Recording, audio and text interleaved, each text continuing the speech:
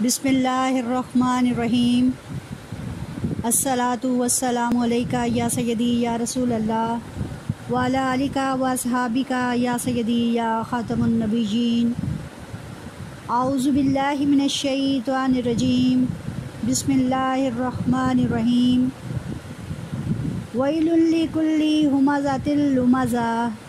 الذی جمع مالا وعددہ یحسب ان مالہ اخلدہ کلا لینبذن فی الحطمہ وما ادراک ما الحطمہ نار اللہ الموقدہ التی تطلع علی الافئدہ انہا علیہم مؤصدہ فی امد ممددہ۔ سورۃ الہمزہ مکیہ ہے۔ مکہ اور اس کے مضافات میں ہجرت سے پہلے نازل ہوئی۔ اس میں 9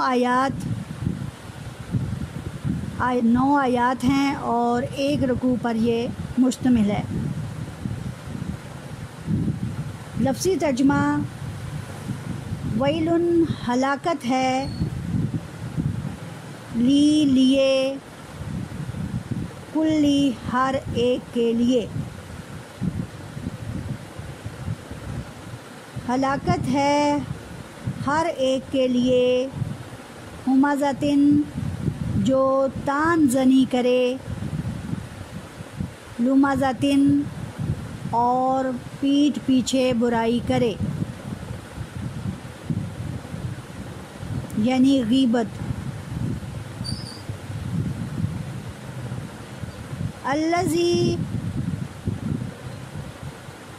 یہ وہ شخص ہے، جمع جس نے جمع کیا، مالن مال، وعددہ اور اسے گنتا رہا۔ یہاں مال کے لیے ضمیر استعمال ہوئی ہے۔ یحسب وہ گمان کرتا ہے، وہ سمجھتا ہے، انا بے شک کہ مالہ اس کا مال، ہو یہاں پھر مال کے لیے استعمال ہوئی، اخلدہ اسے ہمیشہ رکھے گا۔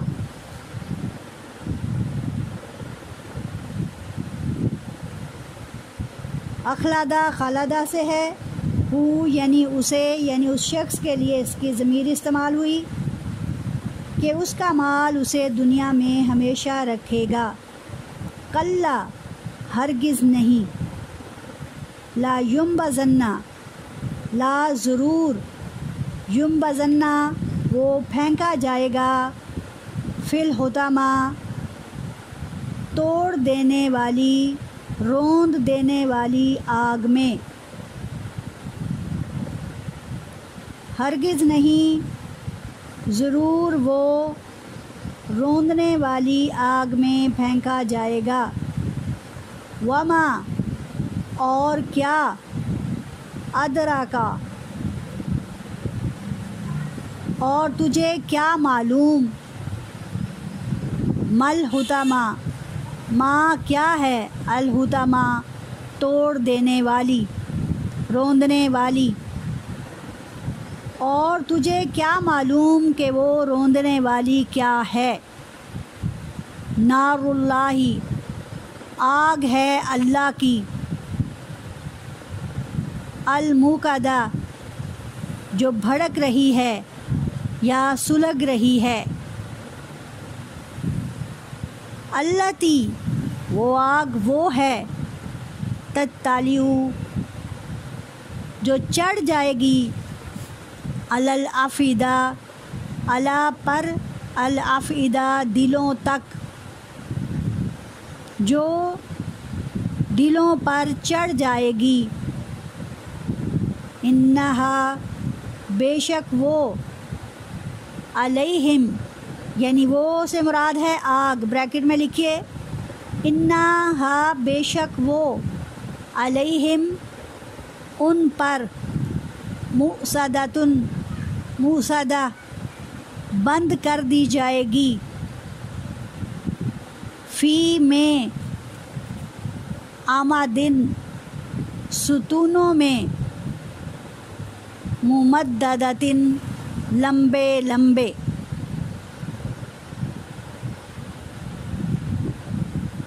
فی آمادن ممددتن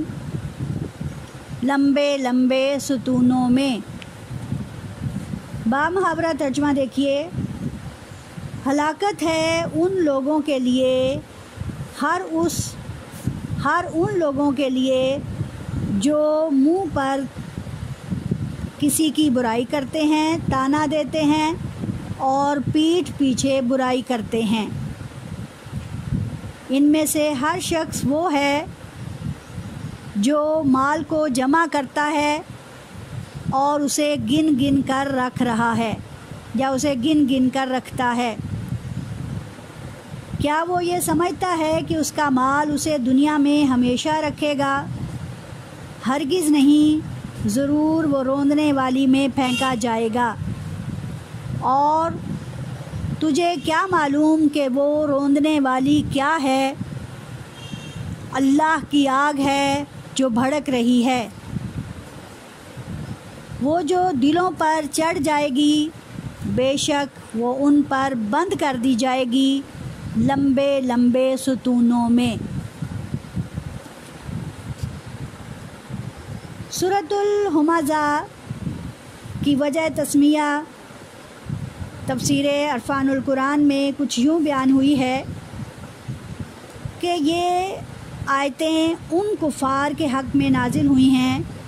جو سید عالم محمد مصطفیٰ صلی اللہ علیہ وآلہ وسلم اور آپ کے اصحاب پر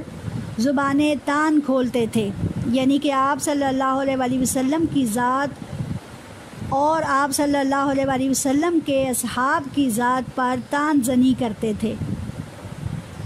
اور ان حضرات کی غیبت کرتے تھے۔ ان کی مثال میں چند اشخاص کا نام ملتا ہے، جن میں اخنس بن شریک اور امیہ بن خلف اور ولید بن مغیرہ۔ لیکن مفسر حضرات کہتے ہیں کہ ان آیات کا حکم عام ہے، یعنی کہ خاص صرف انہی اشخاص کے لیے نہیں بلکہ ہر اس شخص کے لیے اس میں ہلاکت ہے جو کسی کے منہ پر ان کی برائی بیان کرے، انہیں طعنے دے اور پیٹھ کے پیچھے ان کی برائی بیان کریں۔ اس میں ہر اس شخص کے لیے جو یہ برائی اختیار کرتا ہے، اور ساتھ ہی ایک اور جو برائی اس شخص کے اندر موجود ہوتی ہے وہ یہ کہ وہ دنیا کا مال جمع کر کر کے رکھتا ہے اور اسے گنتا رہتا ہے، یعنی کہ اللہ نے اسے مال دیا کہ وہ اسے حقداروں پر خرچ کرے، لیکن وہ کیا ہے کہ اس مال کو جمع کرتا چلا جا رہا ہے اور اس جمع کر کر کے رکھتے ہوئے وہ یہ سمجھ رہا ہے کہ اگر میں دنیا میں کسی بھی قسم کا عمل کروں گا، گناہ کروں گا، قتل کر دوں گا، کسی کو برا بھلا کہوں گا، کسی کے پیٹھ پیچھے اس کی برائی بیان کروں گا، یا کہ اس کے منہ پر اسے تماچے ماروں گا یا اس کو گالیاں دوں گا، تو میرا کچھ بھی کوئی بگاڑ نہیں پائے گا، کیونکہ میرے پاس بہت سارا مال ہے اور یہ مال مجھے ان تمام برائیوں کے نتیجے میں بچا لے گا۔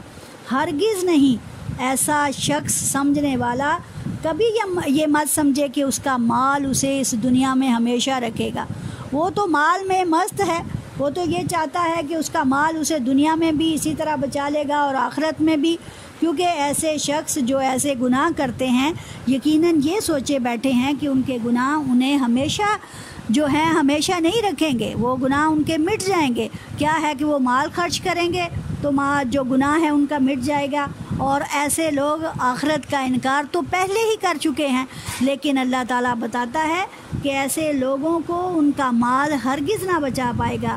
ہرگز نہیں، ضرور وہ روندنے والی آگ میں ڈالے جائیں گے۔ یعنی کہ جہنم میں ایک درجہ ایسی آگ کا ہوگا، ایک درک ایسا ہوگا کہ جہاں ان لوگوں کو جو مال کو جمع کرتے رہے ہوں گے اور جو لوگوں کے منہوں پر ان کی عیب جوئی کرتے ہوں گے اور پیٹھ پیچھے ان کی برائی بیان کرتے ہوں گے، انہیں اس خاص حصہ میں ڈالا جائے گا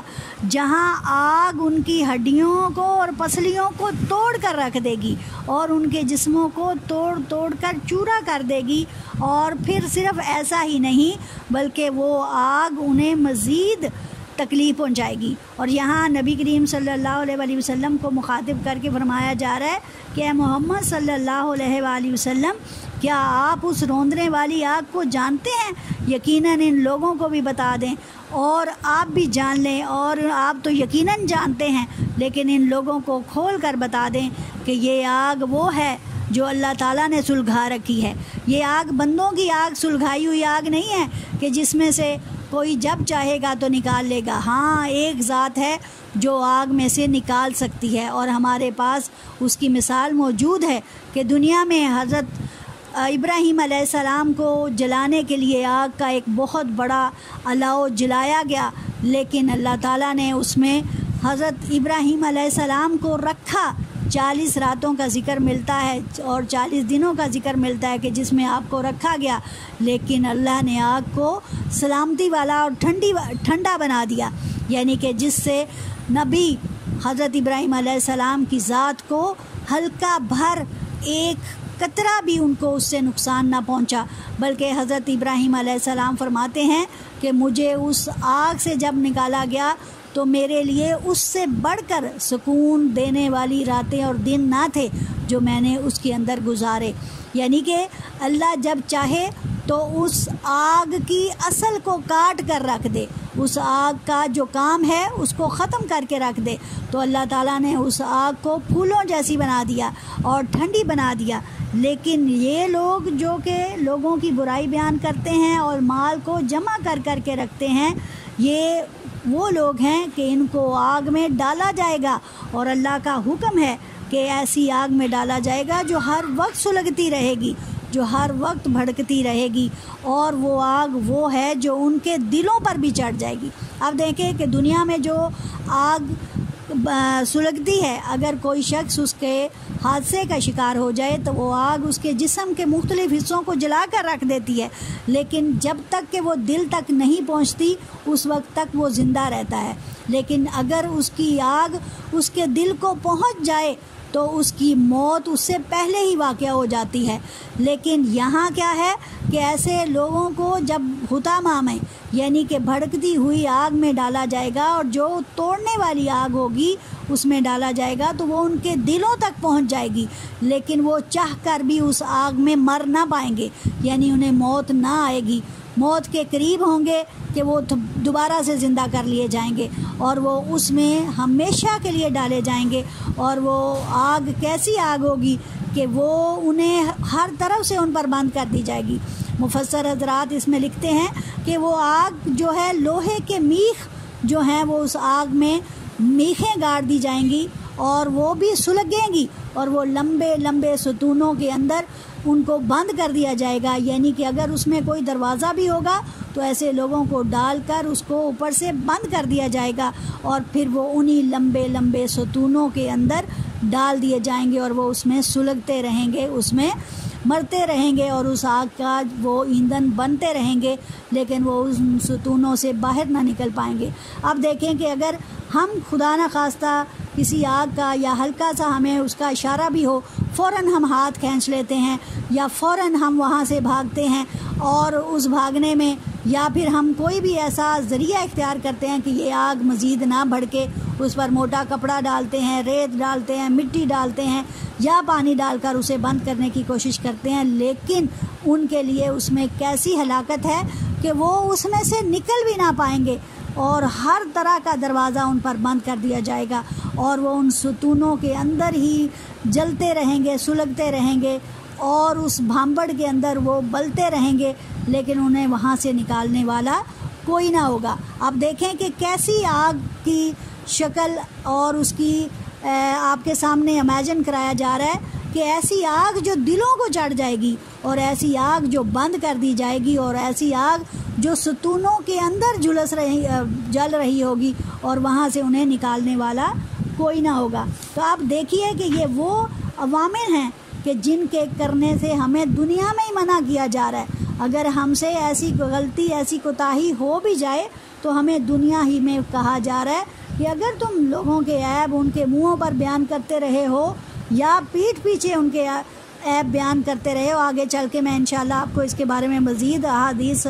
سے بھی ان کا جو حوالہ ملتا ہے ان کے بارے میں بھی بتاؤں گی، لیکن آپ اس کو ذرا امیجن کیجئے اور اس کو احساس کیجئے کہ یہ کیسی برائیاں ہیں کہ جن کی وجہ سے لوگوں کو اللہ تعالیٰ ایسے عذاب میں ڈالے گا کہ جہاں سے انہیں کوئی نکال نہ پائے گا۔ یہ آپ دیکھیں کہ یہ وہ لوگ ہیں، ایک تو یہ برائیاں کرتے ہیں، دوسرے یہ مال سینت کر جمع کر کے رکھتے ہیں، اور سورہ توبہ میں اللہ تعالیٰ فرماتا ہے کہ یہ لوگ جو مال کو جمع کر کے رکھتے ہیں، آج اپنے اس مال کو جس کو وہ تجوریوں میں جمع کرتے رہے اس کا مزہ چکھیں کہ اس آگ میں کہ اسے ان کے مال کو آگ میں تپایا جائے گا، اور آگ میں تپا کر ان کی پشتیں، ان کے پہلو، ان کے ماتھے، ان کی پیٹھیں اس سے تپائی جائیں گی اور داغی جائیں گی، اور پھر کہا جائے گا لو چکھو اس عذاب کا مزہ جو تم اپنے مال کو جمع کر کے رکھتے تھے۔ اس کا مطلب ہے کہ اگر ہم مال اللہ تعالیٰ کے بتائے ہوئے راستوں پر خرچ کریں تو وہی مال ہمارے لیے آسانیاں پیدا کرے گا، اور اگر ہم اللہ کے بتائے ہوئے راستوں پر خرچ کرنے کی بجائے اسے سینت کر جمع کر کے رکھیں تو یہی مال ہمارے لیے ہلاکت ہے، ہمارے لیے مہلک ہے، یہی مال ہمارے لیے وائی و تباہی کا باعث ہے، یعنی جس کے لیے کہا گیا ہے وَيْلٌ لِكُلِّ ہُمَزَةٍ لُمَزَةٍ، ہلاکت ہے ان لوگوں کے لیے کہ جو منہوں پر عیب بیان کرتے ہیں، تان زنی کرتے ہیں اور پیٹھ پیچھے عیب بیان کرتے ہیں۔ الذی، ہر اس شخص کے لیے ہلاکت ہے جو مال جمع کرتا ہے اور اسے گن کر رکھتا ہے۔ چلیں اب میں آپ کو اس کی تفسیر باحوالہ تفسیر ابن کثیر بیان کرتی ہوں کہ نبی کریم صلی اللہ علیہ وآلہ وسلم نے اس کو بخوبی بہت زیادہ اس میں ہمیں احادیث ملتی ہیں اور انہوں نے اس کو کھول کر بیان کیا ہے۔ ایک حدیث میں اس کے بارے میں بیان ہے کہ جہنم کی آگ 1000 برس دھونکی گئی، یعنی 1000 برس جلائی گئی یہاں تک کہ سرخ ہو گئی۔ ایک حدیث کے مطابق یہ ہے کہ جہنم کی آگ کو اتنا دیر تک دھونکا گیا، اتنی دیر تک اسے جلایا گیا کہ وہ سرخ ہو گئی، اور پھر 1000 برس دھونکی گئی، یعنی اسے ہوا دی گئی اور وہ جلتی رہی یہاں تک کہ وہ سفید ہو گئی، اور پھر 1000 برس تک وہ دھونپی گئی کہ یہاں تک کہ وہ سیاہ ہو گئی، یعنی پہلے 1000 برس اسے دھونکا گیا تو وہ سرخ ہو گئی، پھر 1000 برس اسے آگ کو دی گئی تو وہ سفید ہو گئی، اور پھر دھونکی گئی یہاں تک کہ وہ سیاہ ہو گئی، اور پھر سیاہ کیا ہے؟ خوب اندھیری ہے، یعنی کہ ایسی آگ کہ جس میں انہیں اپنا آپ بھی نظر نہ آئے گا، اور یوں وہ اس میں ڈالے جائیں گے۔ اور یہ ترمذی کی ایک حدیث تھی جس کا ذکر میں نے آپ کے سامنے کیا۔ اب میں آپ کے سامنے تفسیر ابن کثیر کے حوالے سے بیان کرتی ہوں۔ حضرت ابن عباس رضی اللہ تعالی عنہ کہتے ہیں کہ ہمازۃن، تانا دینے والا، اور لمازۃن، غیبت کرنے والے کے لیے یہ لفظ استعمال کیے گئے ہیں۔ قرآن مجید میں اس سے پہلے حمازن مشاءن بنمیم، اس کے معنوں میں بھی یہ استعمال ہوا ہے، اور اگر منہ پر کسی کے تانا دیا جائے تو یہ ان کا قول یعنی بات جس سے دوسروں کو تکلیف پہنچے گی، اور لمازاتن یعنی غیبت یعنی جو کسی کے پیٹھ کے پیچھے اس کی غیبت بیان کرے گا۔ اسی طرح ربی بن انس رضی اللہ تعالیٰ عنہ بیان کرتے ہیں کہ کسی کو سامنے برا بھلا کہنا تو ہمازہ ہے، اور کسی کی پیٹھ پیچھے عیب بیان کرنا لمازہ ہے۔ اور یہ آگے میں آپ کو سورہ حجرات کے حوالے سے یہ لفظ لمازہ کے معنی مزید تفصیل سے بیان کروں گی کہ داتا اس کے بارے میں کہتے ہیں کہ زبان سے اور آنکھ کے اشارے سے بندگان خدا کو ستانا اور چڑھانا، یعنی کہ جس سے مقصد کیا ہے کہ اس سے انہیں تکلیف ہو، کہ کبھی ان کا گوشت کھائیں اور کبھی تانا زنی کریں۔ کبھی گوشت کھائیں سے مراد یہ ہے کہ جب ہم کسی کی غیبت بیان کرتے ہیں تو وہ ایسے ہی ہے کہ جیسے ہم نے کسی مردہ بھائی کا گوشت کھایا ہو۔ اور کیا کسی کا دل کرے گا کہ وہ غیبت کرے اور پھر اپنے مردہ بھائی کا گوشت کھائے؟ تو بار بار احادیث میں اس چیز کا ذکر ہمیں ملتا چلا جائے گا اور ملے گا۔ تو یہاں پہ نبی کریم صلی اللہ علیہ وسلم سے متعلق میں آپ کو تان زنی کے بارے میں بتا دوں کہ جیسے منافقین تھے، جیسے کفار تھے اور جیسے یہود و نصارہ تھے، یہ نبی کریم صلی اللہ علیہ وسلم کو کبھی جادوگر کہتے، کبھی مجنوں کہتے، کبھی شاعر کہتے، اور کبھی آپ صلی اللہ علیہ وسلم کو نعوذ باللہ پاگل کہتے، جس سے ان کا مقصد کیا تھا کہ نبی کریم صلی اللہ علیہ وسلم اللہ کے راستے سے ہٹ جائیں۔ یہ ان کی تان گوئی وہ تھی جو آپ صلی اللہ علیہ وسلم کے سامنے یہ بیان کرتے تھے، اور کبھی صحابہ اکرام کو بھی ایسا ہی پاگل، مجنوں، مجذوب اور کاہن اور شاعر اور اس طرح کے الفاظ سے نوازتے۔ لیکن اللہ تعالیٰ نے فرمایا کہ یہ لوگ ایسے نہیں ہیں، یہ تو عہد کرنے والے ہیں، یہ تو اللہ کی پاکی بیان کرنے والے ہیں، یہ تو اللہ کو ایک ماننے والے ہیں، چنانچہ تم لوگ ہی وہ لوگ ہو جو ہمیشہ کی آگ میں جھونکے جاؤ گے۔ اب ابن کثیر جو ہیں وہ اسی طرح کہتے ہیں کہ اس کا نزول اخنس بن شریک اور ایسے ہی لوگوں کے لیے ہوا ہے، لیکن دوسری طرف جہنم کے ایسے ایک درک یعنی درجے کا نام حطامہ قرار دیا گیا ہے۔ سورۃ الحجرات میں مردہ لوگوں کو یعنی مردہ بھائیوں کے گوشت کھانے کو غیبت کے مترادف قرار دیا گیا ہے، یا غیبت کو مردہ بھائیوں کے گوشت کھانے کے مترادف کہا گیا ہے۔ محمد بن کعب فرماتے ہیں کہ ان پر جو آگ ڈالی جائے گی وہ آگ انہیں چاروں طرف سے بند کر لے گی، بلکہ کہا گیا ہے کہ وہ لوہے کے ستونوں میں بند کر دیں گے، اور اس آگ کی مثال ایسے ہوگی کہ وہ بڑے بڑے ستون ہوں گے اور وہ ستون بھی ان پر بند کر دیے جائیں گے۔ اسی طرح حضرت عبداللہ بن مسعود کہتے ہیں کہ ان دوزخیوں کو گردنوں تک زنجیریں ڈالی جائیں گی، اور یہ لمبے لمبے ستونوں میں جکڑے ہوئے ہوں گے، اور اوپر سے ان کے دروازے بھی بند کر دیے جائیں گے، اور یہ میں آپ کو پہلے ہی بتا چکی ہوں۔ مزید آپ دیکھیں کہ ان اتھینٹک روایات کے ذریعے آپ اس کو مزید سمجھیں اور اس کے ہولناکی کا اندازہ لگائیں کہ وہ کیسے بدترین عذاب میں ڈالے جائیں گے۔ ابو صالح ان کے بارے میں فرماتے ہیں کہ یہ وزنی بیڑیاں اور قید و بند کی صحبتیں ہوں گی، یعنی کہ جس طرح اگر ہم اپنی دنیا کی سزاؤں کو دیکھیں تو کچھ سزائیں ایسی ہیں کہ ہم اپنے قیدیوں کو زنجیریں پہنا دیتے ہیں، بیڑیوں میں پکڑ لیتے ہیں، جکڑ لیتے ہیں، اور کچھ کو ہم بامشقت قید میں ڈال دیتے ہیں، جس میں وہ قید میں بھی ڈالے جاتے ہیں اور ساتھ ہی اس میں مشقت میں بھی ڈالے جاتے ہیں اور اس میں وہ محنت بھی کرتے ہیں۔ چنانچہ سورۃ الحجرات آیت نمبر 11 اور 12 کے حوالے سے انشاءاللہ میں آپ کو اس کو مزید سمجھانا چاہوں گی تاکہ آپ کو اس کی مزید سمجھ آ جائے۔ یہاں اللہ تعالیٰ فرما رہا ہے یا ایھا الذین آمنوا، اے وہ لوگوں جو ایمان لائے ہو۔ یہاں پیچھے میں نے ذکر کیا کہ کفار و مشرکین جنہوں نے آپ صلی اللہ علیہ وسلم اور آپ کے ساتھیوں کو تانے دیے، بلکہ یہاں ان مومنوں کا ذکر ہو رہا ہے کہ یہاں اس کا مطلب ہے کہ حکم عام ہے ان لوگوں کے لیے بھی کہ جن تک یہ حکم پہنچ گیا کہ وہ ہمزہ اور لمزہ سے باز آ جائیں، یعنی تان زنی اور غیبت کرنے سے باز آ جائیں۔ تو کہا جا رہا ہے کہ اے ایمان والو لا یسخر قوم من قوم، کہ کوئی قوم کسی قوم کا مذاق نہ اڑائے، ایسا قریب ہے، ہو سکتا ہے ان یکونوا کہ وہ ہوں خیرن بہتر منہم ان سے، یعنی وہ لوگ جو ان کا مذاق اڑا رہے ہیں اور ان کے وہ تانے دے رہے ہیں اور ان کو گالیاں بک رہے ہیں، ہو سکتا ہے کہ وہ ان لوگوں کو جن کو ستا رہے ہیں وہ ان سے بہتر ہوں، یعنی کہ جن کو ستایا جا رہا ہے وہ ان سے بہتر ہوں۔ ولا نساء من نساء،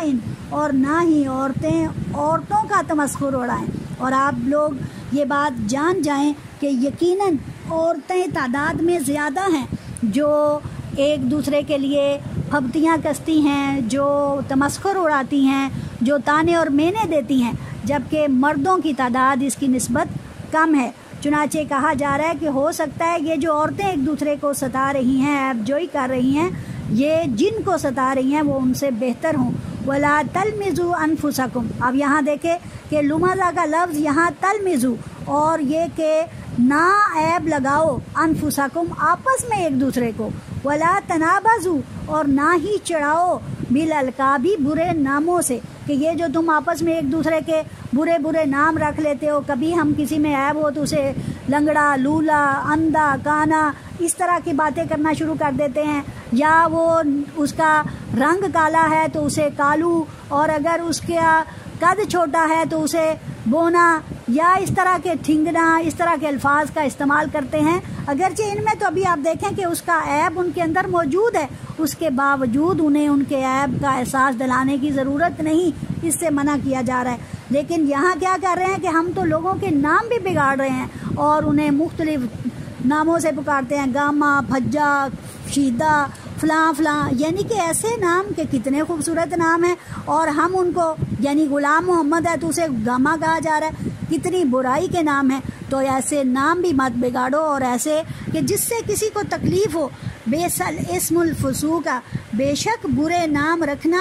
گناہ ہے، بعد الایمان، ایمان کے بعد برے نام رکھنا اور لوگوں پر طعن زنی کرنا یقیناً بہت بڑا گناہ ہے۔ وَمَن لَّمْ يَتُبْ اور پھر بھی جو کوئی تم میں اس کے بعد بھی توبہ نہ کرے، فَأُولَٰئِکَ هُمُ الظَّالِمُونَ تو پس یہ لوگ ظالم لوگوں میں سے ہیں، یہ ظلم کرنے والوں میں سے ہیں۔ یعنی کہ ہمیں کس قدر احتیاط برتنے کی ضرورت ہے کہ ہمارے لہجوں میں، ہمارے تخاطب میں اس قدر حلاوت اور اس قدر شرینی ہو کہ ہمارے لفظ کا نشتر بھی کسی پر نہ چلے، وہ بھی ہمارے لہجے کی کاٹ سے بچ جائے۔ اور آپ یقین کریں کہ ایک چھوٹا سا بچہ ہے، اس کو بھی اگر آپ کرخت آواز میں پکاریں گے تو وہ رونے لگے گا، بلکہ اگر آپ اسے محبت سے، پیار سے پچکاریں گے تو وہ چپ کر جائے گا اور آپ کی بات کی طرف رد عمل کرے گا۔ تو وہ بھی جانتا ہے جب آپ اس کو ہلکا سا دھکا دیں اور اسے ملائمت سے پیچھے کریں تو وہ ان دونوں چیزوں کا احساس خوب رکھتا ہے۔ لیکن ہم کیا کرتے ہیں؟ ذی شعور ہو کر لوگوں کو پھر بھی تکلیف پہنچاتے ہیں۔ پھر آیت نمبر 12 میں اللہ فرماتا ہے، اب اس کا میں ترجمہ ہی آپ کی خدمت میں پیش کرتی ہوں کہ اے اہل ایمان بہت گمان کرنے سے بچو۔ یہاں بہت گمان کرنے سے ہے کہ برے گمان کرنے سے بچو، کہ بعض گمان گناہ ہیں، اور ایک دوسرے کے حال کا تجسس نہ کیا کرو۔ اب تجسس کیا ہوتا ہے کہ ہم کسی کے حال کے بارے میں جاننے لگے، ہاں بھائی وہ اپنے گھر میں کیسا ہے، کیا اوپر سے امیر نظر آتا ہے، اندر سے کیسا ہے، کیا کسی سے لے کے تو نہیں کھا رہا، کیا کسی کو دے تو نہیں رہا۔ ہم ایسی چیزوں کی ٹو میں پڑ جاتے ہیں، کیا وہ نیک ہے کہ نہیں، کیا وہ بد ہے، برائی کرتا ہے، اس کے گھر میں کتنے مرد آئے، کتنی عورتیں آئیں، کون کس قسم کا آدمی اس کے گھر میں داخل ہوا۔ ہرگز نہیں، ایسی ہرگز کوئی تجسس نہ کرو۔ اور اس کے لیے ایک لفظ تحسس بھی استعمال ہوا ہے، اور تحسس وہ ہوتا ہے کہ ان کے گناہوں کو گنا جائے کہ یہ کتنے گناہ کرتے ہیں۔ قوم موسیٰ میں ایسی عورتیں تھیں دو، ایک وہ عورت تھی کہ وہ اتنی نیک تھی، اتنی پرہیزگار تھی کہ اس کے سامنے یہ ایک گھر تھا، جو عورت شاید طوائف تھی، شاید وہ خود سے کوئی کسی مجبوری کے تحت برائی کا شکار تھی، اور اب وہ عورت جو نیک تھی وہ ہر روز اس کے طرف آنے والے مردوں کو گنا کرتی اور اسے ایک ایک کنکر ان کا، اس کے نام کا ایک گڑھے میں ڈالتی جاتی تھی، اور پھر جب موت آئی تو اس شخص کو، اس عورت کو بخش دیا گیا، کیونکہ اس کی برائیاں اس نیک عورت کی طرف چلی گئیں کہ جو اس کی برائیوں کو گن رہی تھی، اور وہ جو نیک تھی اس کے تمام نیک عمل اس بری عورت کے زمر میں لکھ دیے گئے اور اسے بخش دیا گیا۔ کیا ہم ایسے لوگوں میں سے شمار ہونا چاہتے ہیں کہ ہم لوگوں کے عیب بیان کرتے رہیں اور ہمارے اپنے ہی پلے کچھ باقی نہ بچے، ہماری گنتی کی چند نیکیاں جو ہوں وہ بھی کسی اور کے پلے میں چلی جائیں؟ مجھے یہاں حضرت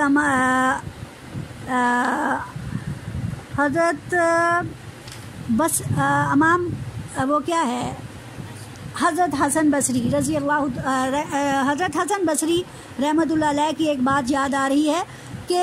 ان کے پاس کوئی شخص آیا اور ان کے دربار میں، اور انہوں نے کہا کہ فلاں شخص آپ کی برائیاں بیان کر رہا ہے اور آپ کے نام پر بے شمار غلط باتیں کر رہا ہے۔ تو آپ جناب نے کیا کیا کہ بجائے یہ کہ اسے برا کہتے، آپ نے ایک تشتری لی، اس میں کھجوریں رکھیں اور وہ تشتری بھر کر اس کی خدمت میں لے گئے اور انہیں عرض کی کہ آپ کا بہت شکریہ کہ آپ نے میرے بارے میں اتنی باتیں کی، اور آپ اس کے نتیجے میں یہ تشتری جو کھجوروں کی بھری ہوئی ہے اسے رکھ لیں، کیونکہ آپ کی برائی جتنی میری برائیاں تھیں وہ آپ کی طرف چلی گئیں اور جتنی آپ کی نیکیاں تھیں وہ میری طرف توفتاً پہنچ گئیں. تو ہم کیوں ایسا مقابلہ کرنا چاہ رہے ہیں, ایسا مقام لانا چاہ رہے ہیں کہ ہماری برائیاں کسی کے پلے میں, ہماری نیکیاں کسی کے پلے میں چلی جائیں اور ان کی برائیاں ہمارے پلے میں آ جائیں. دیکھنے کی بات ہے کہ ہم نے اپنی زندگی کو درست کرنا ہے یا اسے بگاڑنا ہے. آگے آپ کو اس کا تدارک بھی نبی کریم صلی اللہ علیہ وسلم کی احادیث سے ملے گا کہ جو شخص کسی کے لیے برائیاں بیان کرتا ہے خود ہی برائیوں کا شکار ہو جاتا ہے. پھر اللہ تعالیٰ فرماتا ہے کہ کیا تم میں سے کوئی اس بات کو پسند کرے گا کہ اپنے مردہ بھائی کا گوشت کھائے اور اس سے تم ضرور نفرت کرو گے. فَكَرِهْتُمُوهُ یعنی کہا گیا ہے أَيُحِبُّ أَحَدُكُمْ أَن يَأْكُلَ لَحْمَ أَخِيهِ مَيْتًا یعنی کہ مرے ہوئے بھائی کا گوشت کھائے. فَكَرِهْتُمُوهُ تو بس تم اس سے کراہت کرتے ہو. وَاتَّقُوا اللَّهَ تو بس چاہیے کہ تم ڈرتے رہو اللہ سے. إِنَّ اللَّهَ تَوَّابٌ رَحِيمٌ کہ بے شک اللہ تعالیٰ معاف فرمانے والا, توجہ رحمت فرمانے والا ہے. یہاں پہ آپ دیکھ لیں کہ ان چیزوں کا تدارک موجود ہے کہ اگر آپ نے کسی کی برائی بیان کی ہے تو اللہ تعالیٰ آپ کو موقع دے رہا ہے کہ آپ ان برائیوں سے توبہ کر لیں اور آئندہ کسی کی نہ تو عیب جوئی کریں اور نہ ہی طعنہ زنی کریں, تاکہ اللہ تعالیٰ آپ کو معاف کر دے اور آپ آخرت میں سرخرو ہو جائیں. اسی طرح حضرت عمر رضی اللہ تعالیٰ عنہ سے ایک روایت مروی ہے کہ آپ صلی اللہ علیہ وسلم نے فرمایا تیرے مسلمان بھائی کی زبان سے جو کلمہ نکلا ہو جہاں تک کہ کچھ سے تجھ سے وہ ہو سکے اسے بھلائی اور اچھائی پر محمول کر. یعنی کہ اگر کوئی شخص تیرے سامنے کوئی ایسی بات بک دیتا ہے, کوئی گالی بک دیتا ہے, کوئی بات ایسی کر دیتا ہے جو کہ تمہیں لگتا ہے کہ یہ نیگیٹو جا سکتی ہے, تو اس کو نیگیٹو کی بجائے اسے پازیٹیو رکھو. سوچو, ہو سکتا ہے کہ اس کے ایسا کہنے کے پیچھے کوئی وجہ ہو, اس کے ایسا کرنے کے پیچھے کوئی وجہ ہو. یقیناً آپ دیکھیں کہ ایک مرتبہ نبی کریم صلی اللہ علیہ وسلم نے کسی کا قرض دینا تھا, تو وہ شخص جو ہے نبی کریم صلی اللہ علیہ وسلم کی بارگاہ میں آیا اور چادر ڈال کر آپ صلی اللہ علیہ وسلم کے گردن میں مروڑا ڈالا, جس سے نبی کریم صلی اللہ علیہ وسلم نے صحابہ کرام کے رد عمل پر انہیں روکا اور کہا کہ اسے ایسا کرنے کا حق ہے کیونکہ میں نے اس کا قرض دینا ہے. آپ دیکھیں کہ وہاں پیچھے لاجک موجود ہے, لیکن بظاہر جو بات ہے وہ کیا بتا رہی ہے کہ یقیناً اس کو مار دینا چاہیے کہ اس نے اتنی گستاخی کی ہے. لیکن جب تک کہ آپ کو لگے کہ اس میں کوئی اچھائی کا پہلو موجود ہو سکتا ہے, آپ اس کی اچھائی کی طرف توجہ رکھیں.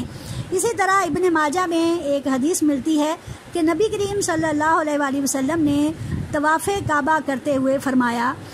کہ تو کتنا پاک گھر ہے, یعنی کہ خانہ کعبہ کو مخاطب کیا اور اسے دیکھ کر فرمایا کہ تو کتنا پاک گھر ہے, تو کیسی بڑی حرمت والا ہے کہ اس کی قسم جس کے ہاتھ میں محمد صلی اللہ علیہ وسلم کی جان ہے کہ مومنوں کی حرمت اور اس کے مال اور اس کی جان کی حرمت اور اس کے ساتھ نیک گمان کرنے کی حرمت اللہ تعالیٰ کے نزدیک تیری حرمت سے بہت بڑی ہے. یعنی کہ خانہ کعبہ کتنی حرمت والا گھر ہے, اس کی حرمت کے سامنے ایک عام انسان کی حرمت, اس کی عزت, اس کی مال اور اس کی عزت کی حفاظت اس قدر حرمت والی ہے کہ وہ خانہ کعبہ کی حرمت سے بھی بڑھ کر ہے. اسی طرح صحیح بخاری میں نبی کریم صلی اللہ علیہ وسلم کی ایک روایت ملتی ہے, صحیح مسلم میں بھی الفاظ کچھ مختلف ہیں.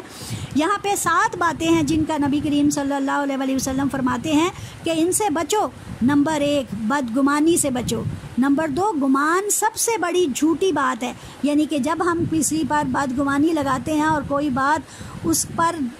نتھی کر دیتے ہیں تو ایسی باتیں بہت بڑی جھوٹی باتیں ہوتی ہیں. اس کے بعد فرمایا جا رہا ہے تیسرے نمبر پر بھید نہ ٹٹولو, یعنی کسی کا راز مت کھولو. پھر کہا جا رہا ہے چوتھے نمبر پر کہ ایک دوسرے کی ٹو حاصل کرنے کی کوشش میں نہ لگ جاؤ کہ ہاں وہ کتنا برا ہے, وہ کتنا نیک ہے, اس کے پاس کتنی دولت ہے, اس کے پاس کتنی کمی ہے یا وہ کیسا ہے. نمبر 5 حسد نہ کرو, یعنی کسی کا مال دیکھ کر یہ نہ کہو کہ یہ میرے پاس آ جائے, بلکہ اسے دعا دو. پھر فرمایا جا رہا ہے اور ایک دوسرے سے منہ پھلانے سے بچو. یعنی کہ یہ جو ہم ایک دوسرے پر بری بات باندھ لیتے ہیں اور خام خواہ ہی اس کی طرف سے کوئی برائی اپنے نام کی لکھ لیتے ہیں اور اس کی طرف سے منہ پھلا لیتے ہیں کہ میں نے اب اس سے نہیں بولنا، یہ تو اس قابل ہی نہیں ہے۔ پھر فرمایا جا رہا ہے کہ سب مل کر اللہ کے بندے اور آپس میں بھائی بھائی بن کر رہو، یعنی کہ کیا ہی خوبصورت باتیں ہیں جو قرآن مجید کی یقیناً نبی کریم صلی اللہ علیہ وسلم نے قرآن مجید کو ناطق قرآن بن کر دکھا دیا کہ حضرت عائشہ سے کسی نے پوچھا کہ یا رسول اللہ صلی اللہ علیہ وسلم کا اخلاق کیسا ہے، تو حضرت عائشہ صدیقہ رضی اللہ تعالی عنہا نے فرمایا کہ آپ چلتا پھرتا قرآن تھے، کیا آپ نے قرآن نہیں پڑھا؟ یقیناً قرآن کی ایک ایک بات آپ صلی اللہ علیہ وسلم نے اپنی ذات پر ثابت کر دی۔ اسی طرح طبرانی میں ایک حدیث ہمیں ملتی ہے کہ آپ صلی اللہ علیہ وسلم نے فرمایا کہ 3 خصلتیں میری امت میں باقی رہ جائیں گی، یعنی کہ برائیاں بہت ساری ہوں گی جو مٹ جائیں گی، لیکن 3 ایسی ہوں گی جو ختم نہ ہوں گی۔ نمبر 1 فال لینا، یعنی کہ جب ہم کسی کام کو کرنا چاہیں اس کا اچھا اور برا دیکھنے کے لیے ہم فال نکالیں کہ اس کی دیکھتے ہیں بھلا اس کا کیا فال آتی ہے، یعنی فال کے تیر نکالنا، کہ یہ ایک غلط عمل ہے جس کو ہم اپنا کے رکھ لیتے ہیں۔ نمبر 2 حسد کرنا، یعنی کہ کسی کو دیکھ کر جلنا اور اس جلاپے میں اس کا برا چاہنا۔ اور نمبر 3 ہے بدگمانی کرنا، یعنی کہ ہم کسی کے بارے میں بھی بدگمانی کا شکار ہو جاتے ہیں۔ یہ 3 باتیں آپ صلی اللہ علیہ وسلم نے فرمایا کہ میری امت میں باقی بچ رہیں گی۔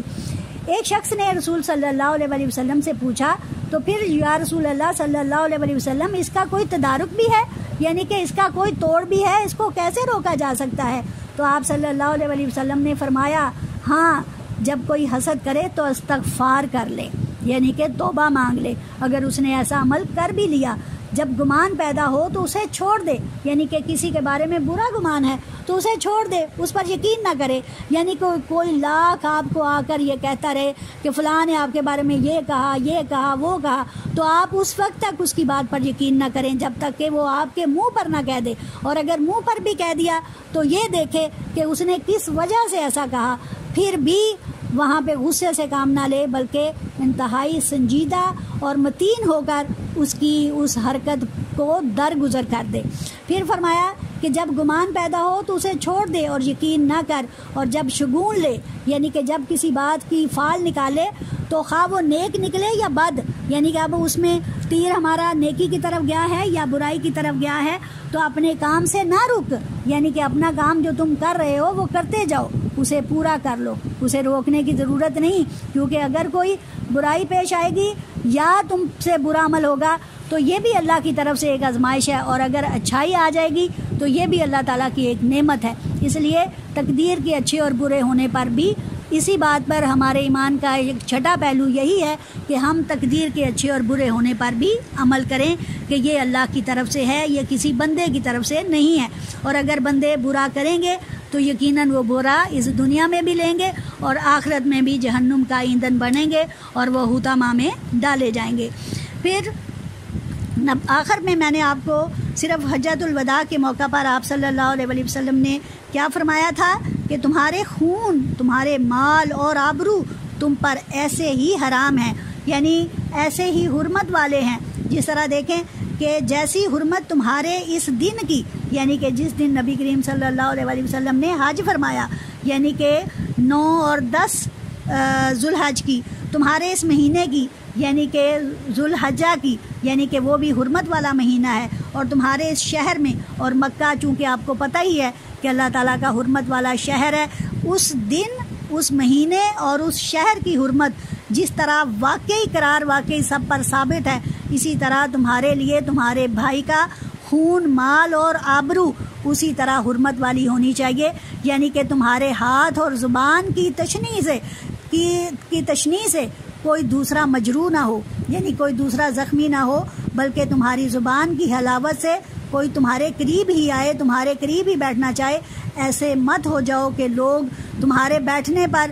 تم سے اکتا جائیں اور تمہارے اٹھ جانے پر کہیں کہ مگروں لتھا جان چھوٹی۔ اسی طرح حضور صلی اللہ علیہ وسلم فرماتے ہیں کہ معراج والی رات میں نے دیکھا کہ کچھ لوگوں کے ناخن تانبے کے ہیں